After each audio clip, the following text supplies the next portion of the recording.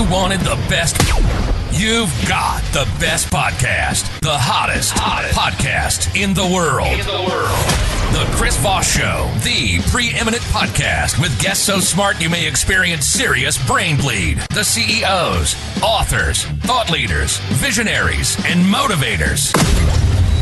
Get ready. Strap yourself in. Keep your hands, arms, and legs inside the vehicle at all times, because you're about to go on a monster education roller coaster with your brain. Now, here's your host, Chris Voss. I'm Voss here from thechrisvossshow.com. There are these things that makes it official. Welcome to 16 years, 2,800 episodes of the Chris Voss Show, making the world a better place, improving your mind, teaching you to learn, grow, and have a better life, and have people look at you and go, damn, that person is so intelligent. They clearly were listening to the amazing authors that Chris Voss has, the Chris Voss Show, and not the idiot who hosts it. For the show, your family, friends, and relatives, go to goodreads.com/Chris Voss, LinkedIn.com/Chris Voss. Chris Voss, one of the TikTok and all those crazy places on the internet. Opinions expressed by guests on the podcast are solely their own and do not necessarily reflect the opinions of the host or the Chris Voss Show. Some guests of the show may be advertising on the podcast, but it is not an endorsement or review of any kind. Today, amazing young lady on the show, we're talking about her book that came out February 6, 2026, called Unseen Leadership. Interrupt the instincts that block your success. Amy J. Clark joins us on the show. We're going to get in with her and find out all the deets on how you can be better at everything. Amy is an executive advisor, coach, and author of the bestseller, aforementioned book. As a chief human resources officer, Amy has spent over 2 decades working with CEOs and executive teams through growth, disruption, and high-stakes transitions. Known for her ability to see what others miss and spot patterns, she now helps leaders strengthen decision quality, expand leadership capacity, and lead beyond the limits of instinct. Her CARE, trademarked, Leadership Activator, curiosity, adaptability, resilience, and empathy is used to reduce friction, improve alignment, and drive performance in complex environments. She's the founder of Growth-Minded Leadership Group, LLC, works with organizations to build leaders for the business they are becoming, not the one they've been. Welcome to the show. How are you, Amy? Great. Thank you for having me. I'm looking forward to a good conversation today. You're in the wrong show for that. No, I'm just kidding. This is quick. we do a lot of self-effacing jokes in the show. At least in my that's great. For me. I love that. So welcome to the show. Give us your .coms. Where can people find you on the interwebs? Yeah, growthmindedleadership.com. So that's my website, and it'll give you all kinds of information about me and some resources as well. And I am active on LinkedIn, so you can find me there too. What? Active on LinkedIn? Yeah.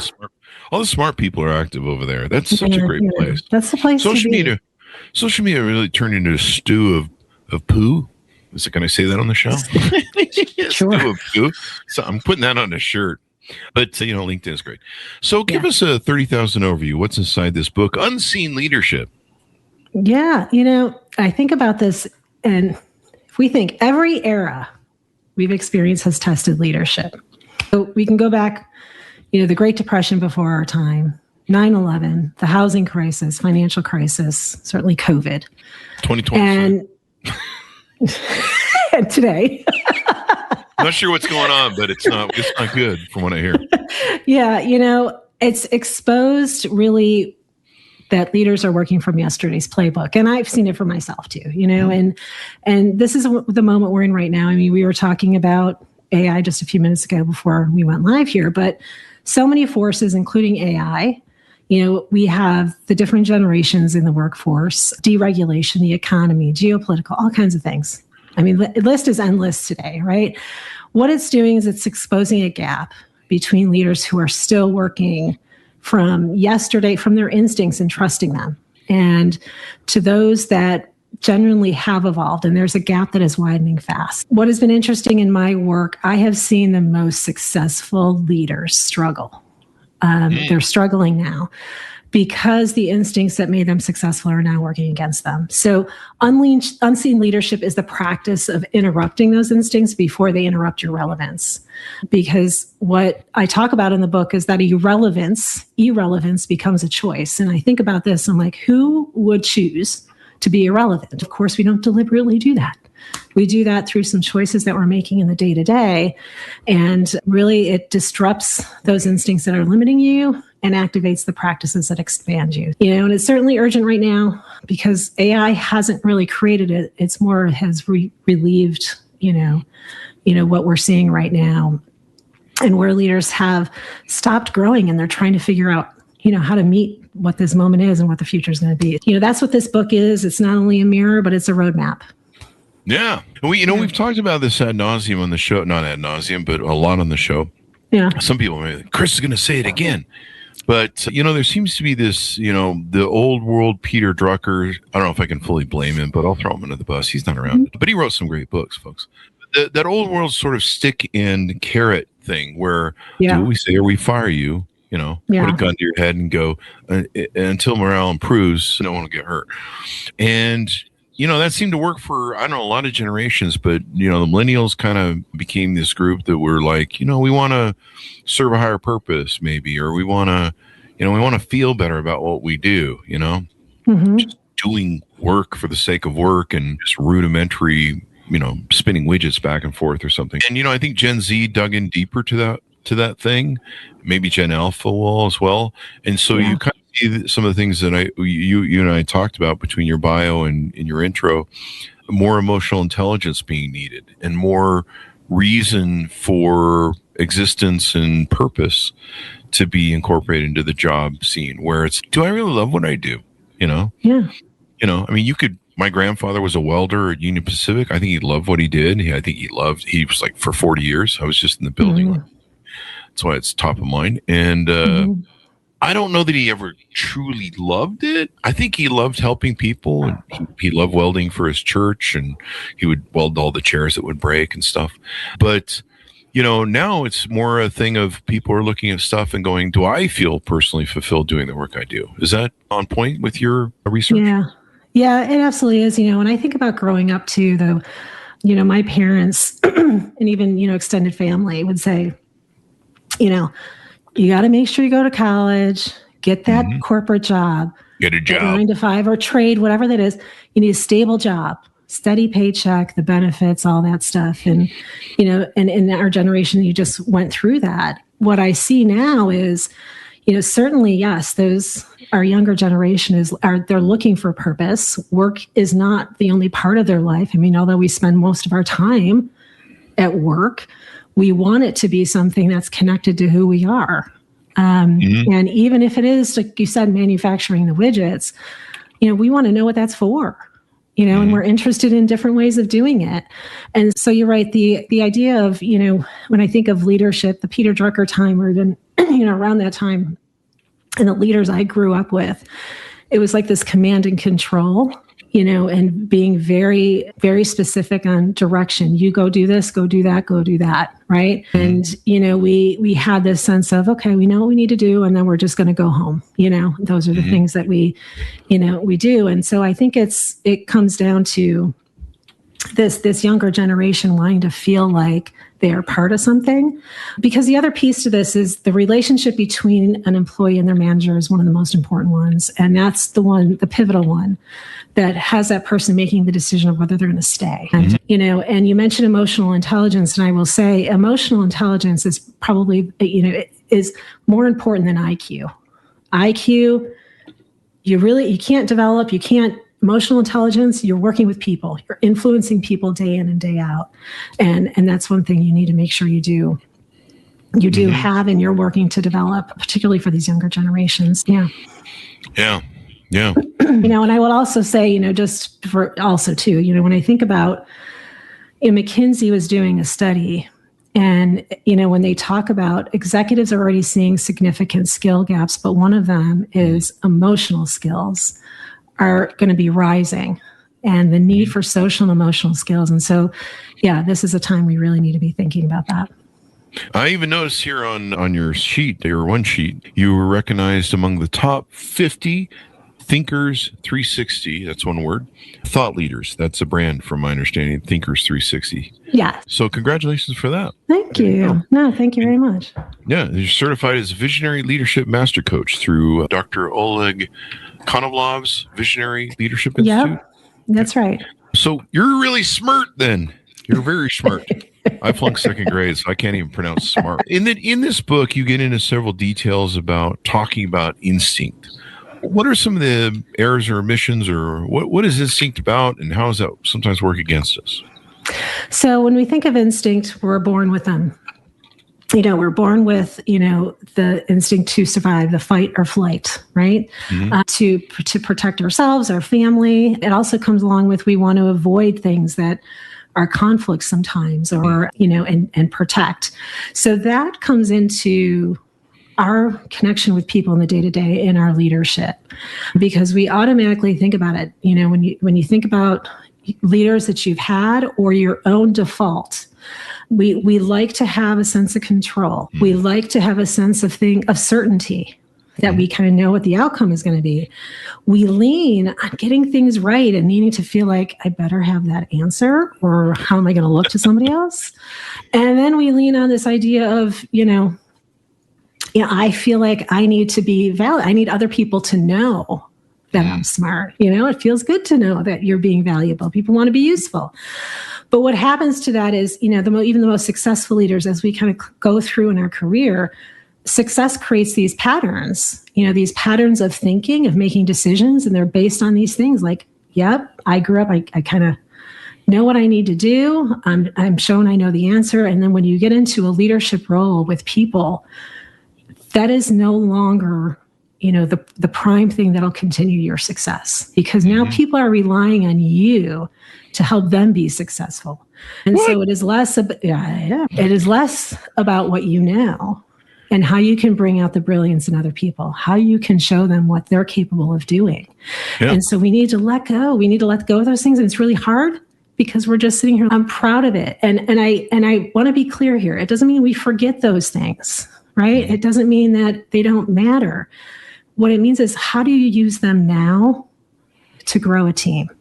Oh. And so that's where I see instincts come up, where we automatically come at a pressure situation of, okay, all right, I know how this goes. I've been here before. I know the answer, and we automatically spit it out, right?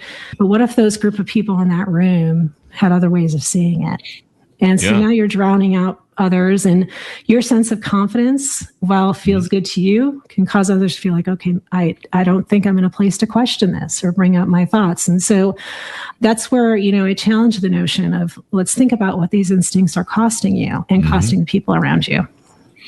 That's very true. I mean, if every guest who came on the show, came to share their ideas, and I just talked over them the whole time and just told them what I think about whatever they've researched, which would be kind of silly. I know more than, I treat most authors that are on the show. I mean, if it's a novel, clearly, you're not doing research much. I mean, you do research, but whatever. But I don't tell people, you obviously spent 10,000 hours probably researching this or more to become an expert. That's kind of the marker people kick around, 10,000 hours. Okay. And I just got tired when I said 10,000 hours, because I realized how many of those I've done. I need an app now. But so anyway, I think I segued into that, and now I can't find my way back. But would you say that people, the development of the kind of the learning organization and the ability for everyone to input. So, this happens with every show. I have every guest I have on the show, I'll have two or three, maybe at least one epiphany where they give me a different angle or perspective or idea or something I haven't thought about, or something maybe I thought about it or I know it very well, and I get a different angle on it. Yeah. And then I'm like, wow, I never looked at it from that way. Yeah. And so having an environment in your company, a culture where people aren't afraid to ask questions, where people feel like they can share and that their opinions are validated, although I've met some people that all their opinions are always bad, but it's rare. And, we used to have a thing at my company where one of our mottos in the culture was, the only stupid question is the unasked question. Please, if you have questions, if you have ideas, please communicate them. Yeah. So would you say we're kind of moving towards that sort of servant leadership? Yeah, I would say so. I think what's hard for leaders sometimes is, I like to tell them, show it yourself. And when I think about humility and vulnerability, so when a leader themselves says, we have this in front of us. I've seen it, and here are some things we thought about before, but I don't know if that's the next thing. So that's what I want to talk about in this room.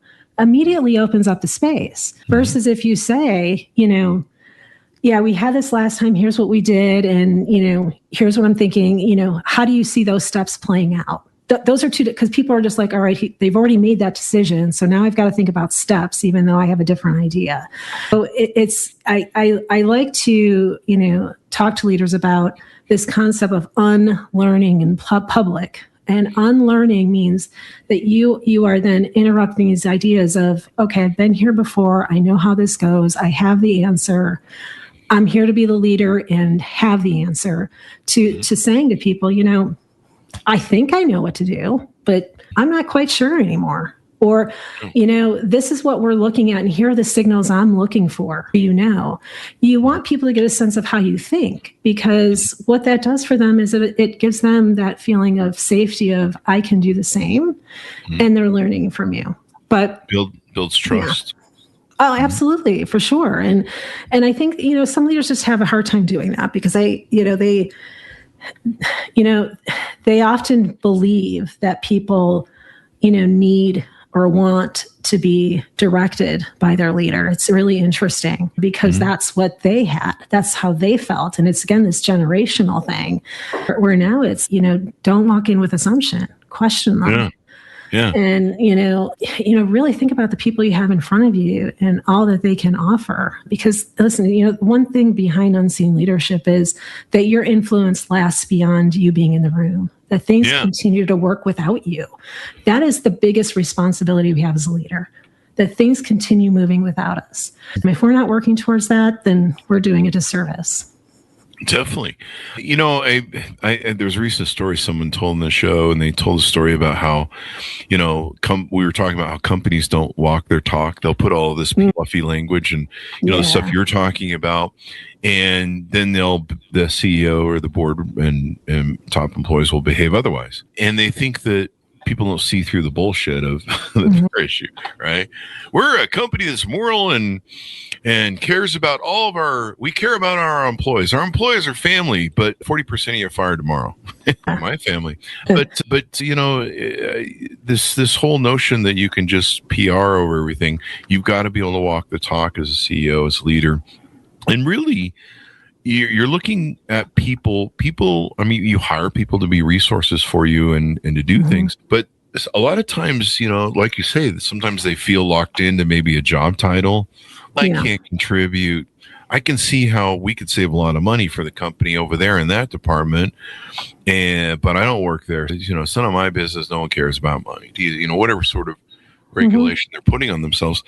And unless you have a culture that encourages them to share ideas and to do stuff, you're not going to be able to tap into those resources. And they're like gold. Maybe if you think of each person as a little gold mine that not to scrape resources from them, I'll get all the gold, but basically as a resource of ideas, innovation, of course, maybe how you can make their lives better. I mean, the number one reason people leave companies is poor leadership. Yes, it is. Yeah. It is. It's pretty sad when you think about it, for the costs that companies put into recruiting and developing and educating and skill growth. When somebody's, hey, I'm being mishandled, and mistreated or not heard, I'll go someplace where I am. Yeah. And I think we don't quantify how much it is and how much it costs to replace somebody. I mean, 2 to 3 times, even more, depending on the level of the role, their salary. Yeah. And one of the things I've done to try to, bring this in is, because again, this idea of CEOs and C-suite roles in particular, it is so important, as one myself, that we engage with people. And I think, and it's more than walking around and how was your weekend? It's what are you excited about that you're working on right now? And, tell me about that. And people love that, because then what they also reveal are things that, I think I need to look into that a little bit more, or you have a better appreciation that when problems do come up, you understand the impact it has to your people. And specifically, in some of the things that I do, I I run these like leadership development cohorts, emerging leaders or maybe directors, senior director level folks. And it's a period of 6 to 8 months. So there's a learning component. But what we do is we have this action learning going on where they take this challenge, this project initiative that they have going on right now, or something that they know that needs to get better. And they work on it in real time, but they work among different departments. So they're not just working in their own lane. They're getting an appreciation of the entire organization. And I have the leaders of these folks involved. So they're getting a greater appreciation of their person, but learning about what the organization is looking to do in a broader sense. And what that tends to do is build the trust between the employee and their leader, because they're talking about, here's what I'm learning and here's what I get to implement in real time. And those things often help, in that kind of making people feel like, all right, I know I don't completely respect my manager, but I feel like I've made some inroads and being able to have an impact here. And I've met other people in the organization. So maybe I don't have to leave here. I can go over in this area. So it expands possibility for people, but you want to have those micro moments where you're seeing people in the day-to-day. And then how do you create these more formalized, systems within your organization so people feel like, they can build those relationships and, have an impact in real time.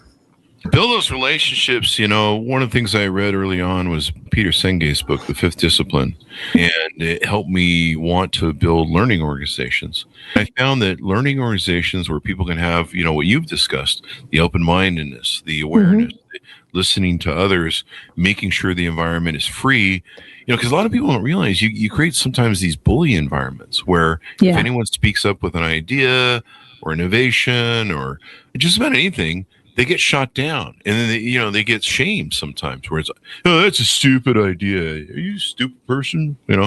Which explains what we do around the Chris Voss Show and on board day.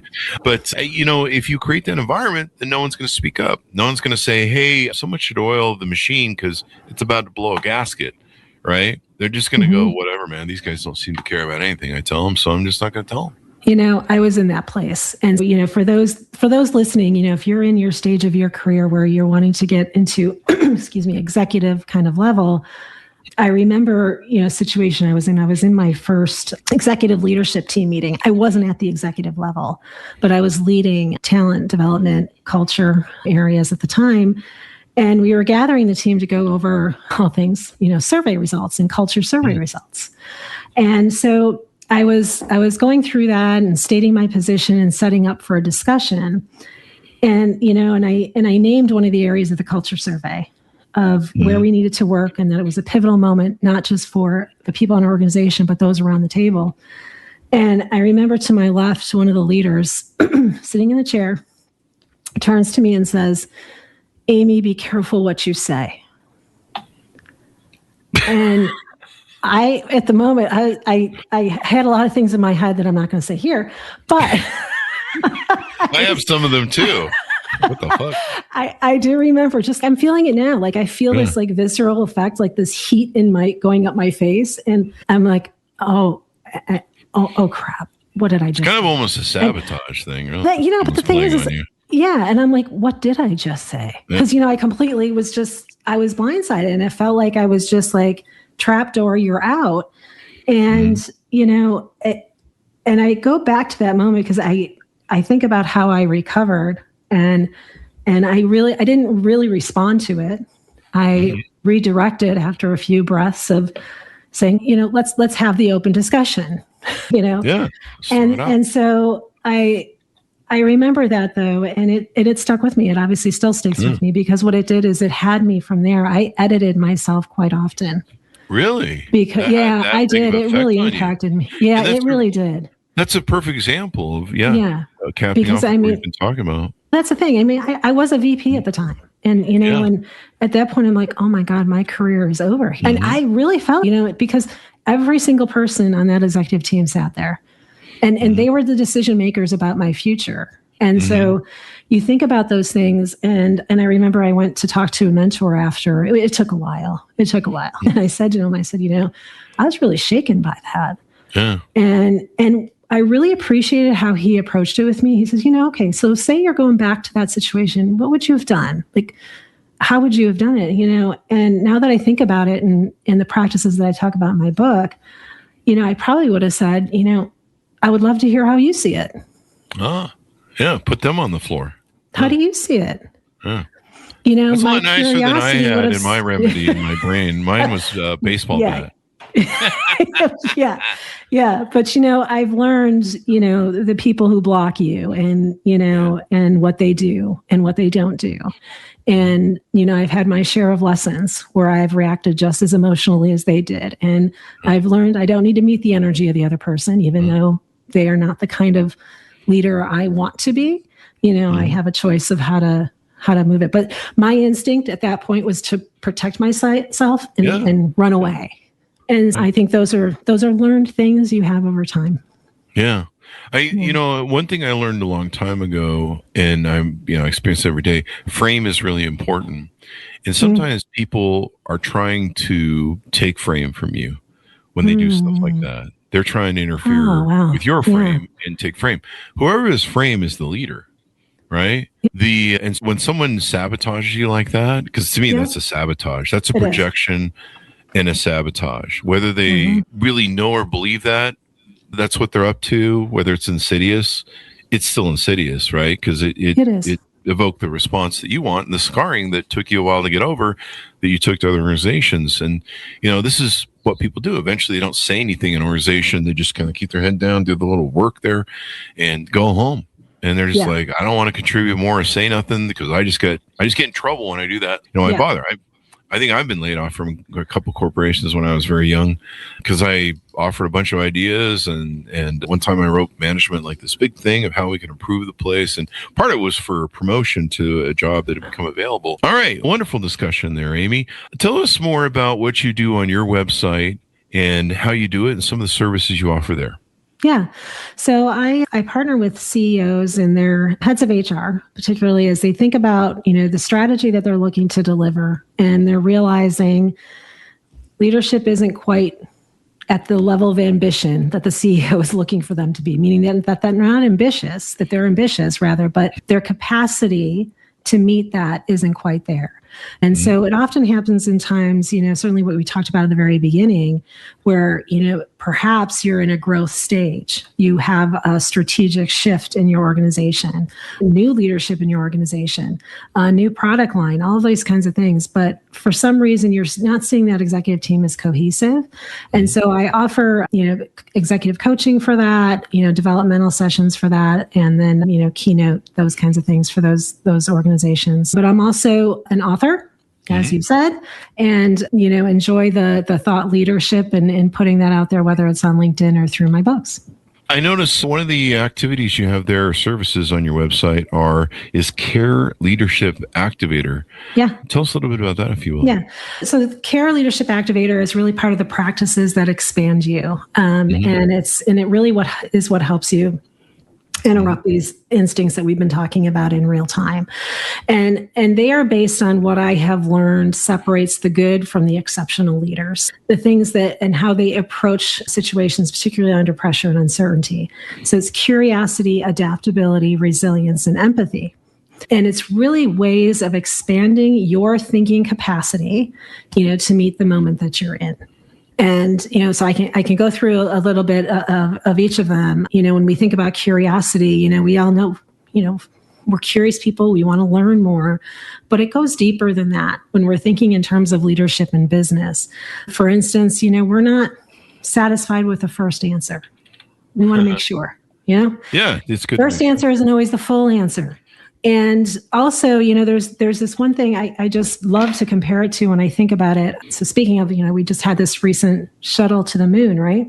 Yeah. So NASA has created this coronagraph where you're able to look up at the sky, and so for instance, it blocks out the brightness of the sun, right? So it reveals the other things around it. So when we think about that in terms of curiosity, is that for you where you're seeing all these shiny objects coming at you, and you're able to kind of shade out those shiny objects to see what else is possible around it that could be even better. And, it's the lens you're looking through in terms of the situation you're in. And then adaptability, we know, and we think about it in terms of being able to pivot. Of course, that's important. You need to be able to shift when things change around you. But, what also is important is to know, have you, is looking 3 or 4 steps ahead, because if you're constantly pivoting, you feel like you're catching up and you're chasing, versus having, this foresight to say, in terms of what could this look like 6 months, a year out, 2 years out, what do we need to start preparing for now? And so that really helps in terms of, pivoting can be disruptive, but what plans can we put in place, and what can we expect to have happen? Resilience, we know this in terms of being able to come back from setbacks, right? But I also want to make sure people understand this isn't pushing for the sake of pushing. It is not perseverance until you're actually done. It's really knowing what not to do as well. Resilience is knowing, this is not worth my energy. This is not worth my time, or this is not really in connection to what I want for myself. Yeah. And then empathy has been one that I've experienced the most about for myself. But, we talk about empathy, being able to put yourself in someone else's shoes. And I've always struggled with that, because I think to myself, once I'm in them, what do I do? And I start thinking it and making it about me. Okay, I'm listening to somebody. So what should my response be? When we're thinking about somebody giving you their problem and they're upset or they're not sure what to do, as leaders, we like to go into problem solving mode because that's what we're used to. That's what got us where we are. So it's important to take a step back and realize this is not about me. How do I allow this other person to tell me where they need me versus me assuming? Those are some important things when we think about what we need to do in business and where we need to connect with people. The CARE Activator helps you diagnose where you might need to build some things a little bit more, and in terms of what you're faced with. It's a wild world out there. I remember what I was talking about was frame, but Oh, you were. Yeah, yes. that's from another show. But yeah, like basically, sometimes it's just sheer sabotage. Somebody wants you to be subjugated so that they can get ahead and you can't. So sometimes it's a sabotage attack like that. And again, it is taking frame away from you. So that's why you felt violated, is because you're like, wait, I'm the one supposed to be leading here. I have frame, and they just hijacked it. And so that's a real important thing to note when people do that, and then be able to recognize it. It's kind of hard to recognize it right away, especially when you're managing 50 different things you're focused on. But it's an important aspect. Like I think about frame like all the time when I'm dealing with people. There's always one person who has frame. In your relationship, there's one person who usually holds frame. There's a dominant and a submissive in any sort of interaction. And, you can either accept that, that person holds frame and you're going to meander in the midst of it. And hopefully it's respectful and builds you and learns you and stuff. And, I'm going to hold frame because I'm trying to lead people to get the best out of them. And there's a time where I'm going to give them frame. Like we're kind of passing frame back and forth here as we talk. Right. And and that creates a more segue. Who would you say is your ideal client if they're out there listening right now?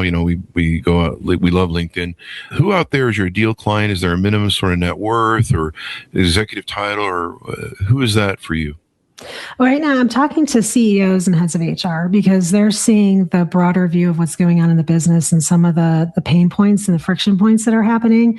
But they often can't name what it is. If they're at this inflection point of, growth stage, setting out a new vision or strategy, and they're not quite sure that their leadership team they have the right people in the right place, or that they're ready, or they're not sure what the gap is.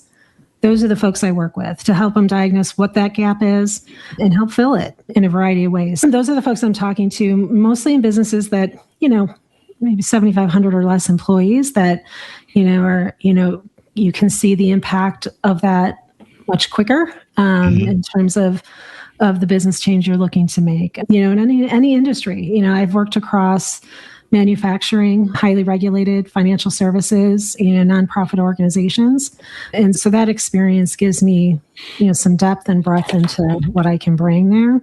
And certainly then with my work in the field of HR, I've seen how it has evolved since it was called personnel back in the day, to what it is today of being part of the business. And so particularly with heads of HR, as they're thinking about the impact they're expected to have, I coach and advise them one-on-one on how to build that practice within their organization and for themselves. Any further thoughts or anything more we need to discuss before we go out on what you do and how you do it for people? No, I don't think so. I've enjoyed the back and forth, and I appreciate the framing. I have not heard it that way before, so I am going to use that. Yeah. I wish I could refer to you. There's some people that I know that are really good at discussing and teaching frame, but and that's something leaderships need to understand. Am I holding frame right now, or leaders? As parents, you have to hold frame as a parent. Yeah. If you don't, the children will hold frame. And if anybody's seen children run a show or teenagers run a show, it's a crazy house. So that's why it's important to hold frame. But yeah, it's interesting. People, in the business world, they'll sabotage you. They'll cut you off. They'll try and do what they can. And a lot of times, being able to identify that right away is important, because then you can turn to that person and go, I'm sorry, what did you say to me? Or that's usually what I say. I'll just be like, excuse me.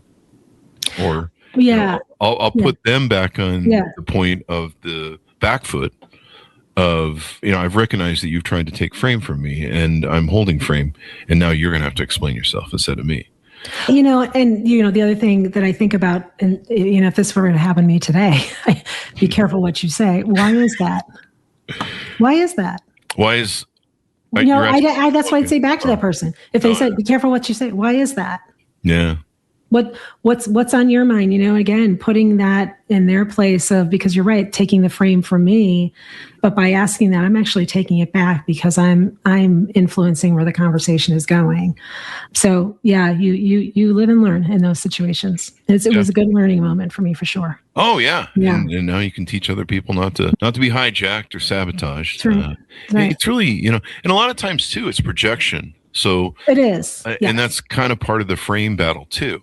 Yeah. You're trying to project your vision or your assumptions, a lot of times it's assumption, onto me. Your insecurities, your fallacies, your shortcomings of knowledge, you're trying to project them onto me. But you're also trying to frame me as that projection.